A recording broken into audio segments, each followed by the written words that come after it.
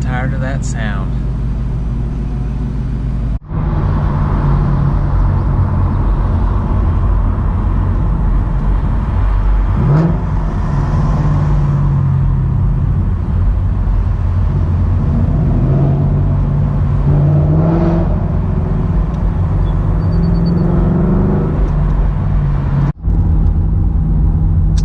What's going on, everybody? Well, I am in the car. You can see we're out driving today. It's a beautiful day in Northeast Tennessee. I was gonna try and keep the windows down a little bit and do maybe a pull or two, but there's a lot of people out right now. It's about lunchtime on Friday here, and I'm heading home from work, heading home a little bit early. But anyway, let's get to the topic at hand. Today I wanted to talk about the new 2017 Ford GT. So obviously, you know, this car has been hyped up quite a bit over the past couple years. You know, it debuted in 2015 at the North American International Auto Show, or whatever it's called. And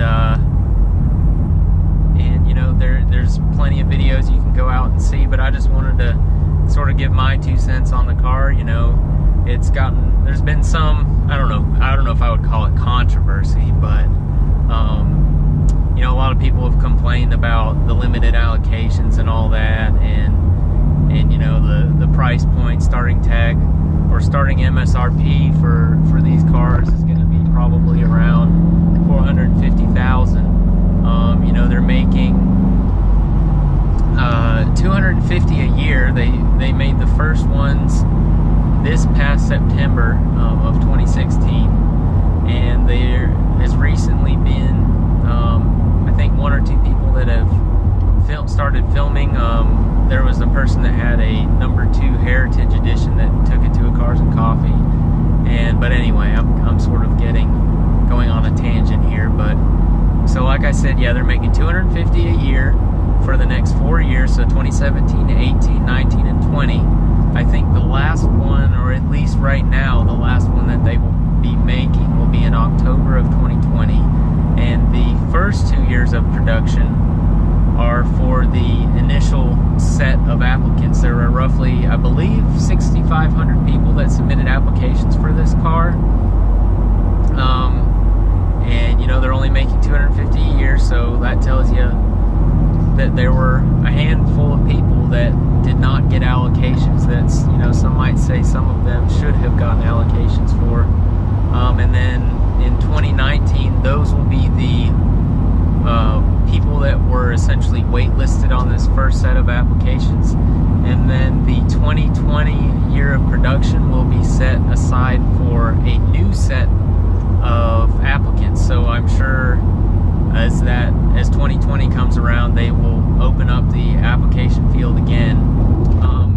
And really why Ford did make it, I guess, so tricky or limited to the allocations that they would give out is because they wanted to make it to where the people that would be owning these cars would be getting out and driving them, showcasing them, taking them to car meets and other car events, and really putting a bright spotlight onto this halo car. You know, the Ford GT and the Ford GT40 really just embody the performance and racing heritage that Ford has. You know, they are not just an everyday car, just regular car company. You know, they do produce a lot of high performance vehicles. I mean,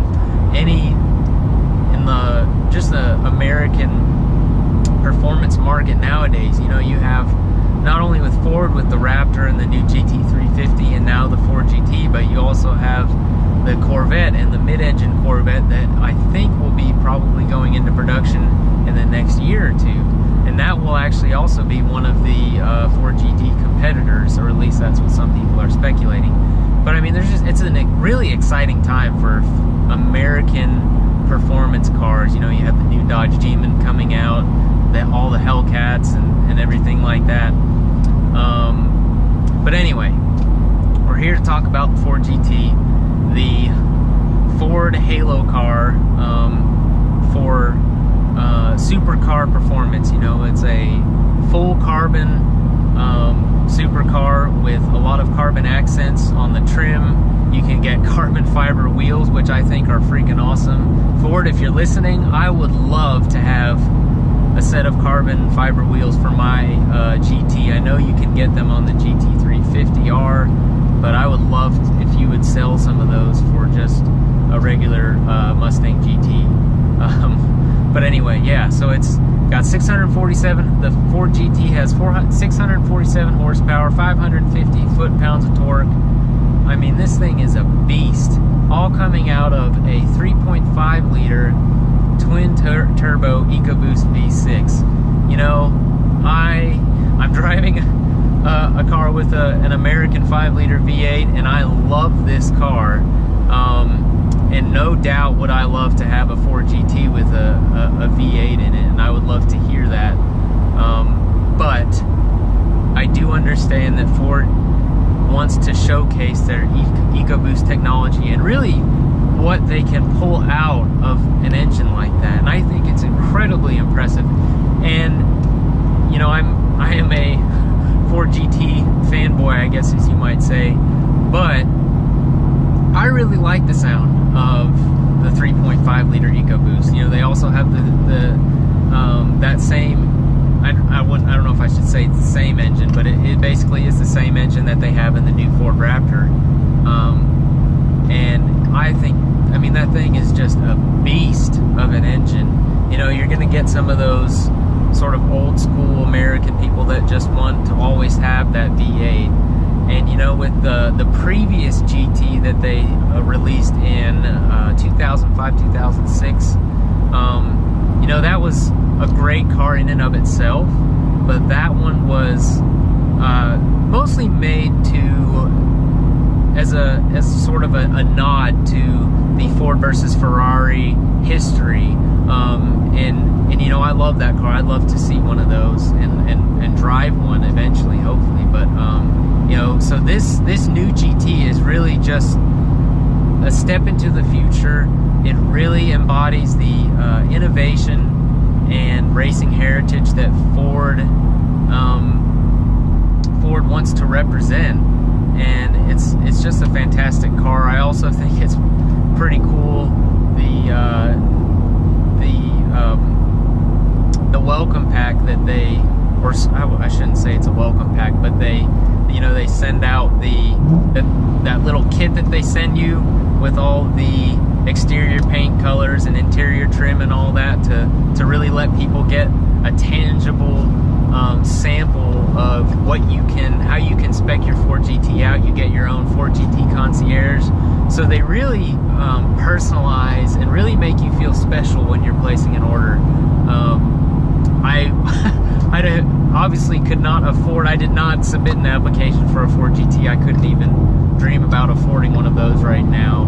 I'm just fine with driving my Mustang, believe you me. I still hope to at least sit in one sometime this year. I'm hoping to make a trip up to Michigan, hopefully sometime late summer, I think. And I've got a couple friends that could hopefully get me sort of a behind-the-scenes view of some of this stuff. But anyway, yeah, I mean, it's amazing. I really like what Ford's doing with this car. Just the hype alone around it is making me excited about what's to come, not just with the GT, but with their other fleet of vehicles, performance vehicles. And you know, the GT race car has now gone through 1 year of racing, and it's won Le Mans, won Laguna Seca, and it recently won earlier this year the Rolex 24 Hours, which was exciting. They came up just a little bit short at Sebring this past weekend, but nonetheless, I mean, the race program that they have going right now, and the fact fact that you're starting to see some of these GTs out on the road. Top Gear also got their hands on one, and so you're going to start seeing more and more people get behind the wheel and tell the world really what this car is all about. I think as far as its competition, sort of like I said, you're going to see it compete with probably the new mid-engine Corvette, the new Audi R8, and then obviously Ferrari, the 458. And you know, some people are saying, oh, it might be able to compete with the new McLaren 720S. that car is crazy.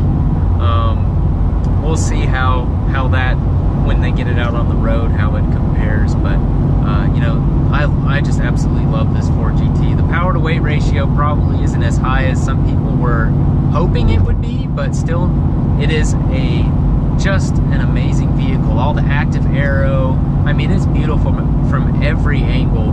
The flying buttresses, the suspension in that car, the new anti-lag stuff that they put, programming that they put into that engine to really just keep those turbos spooled even when you're off the throttle. I mean, the VMAX mode, this thing has a top speed of 216 miles an hour. I mean, that's just ridiculous. I mean, this car is just amazing. I love it. And you know, like I said, from every angle, all the angles and different body features that you see are functional. I mean, you've got all this hidden aero on the front and under the car, and even in the door sills. It's just crazy. Now, the sort of one of my only, I don't know if I would call it a complaint, but one of my only things about this car that maybe could have been improved on, in my mind, was the interior. I think they could have maybe spiced some things up.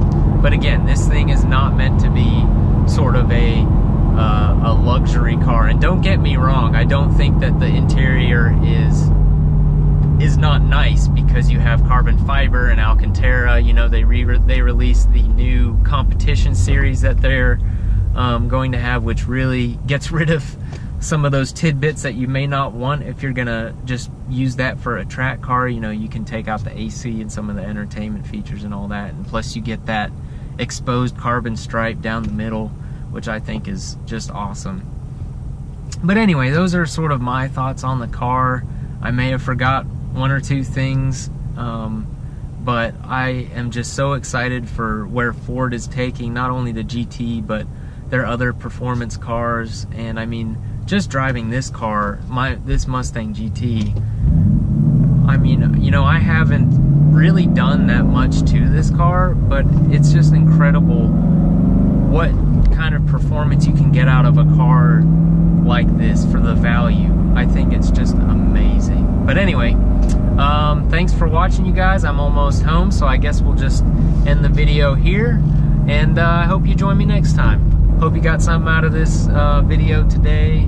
If you want, you can follow me on Instagram as well. I have the link in the description. And if you're stopping in for the first time, please subscribe if you like what you see. Hit that bell button so you'll be notified of future uploads. And have a great day.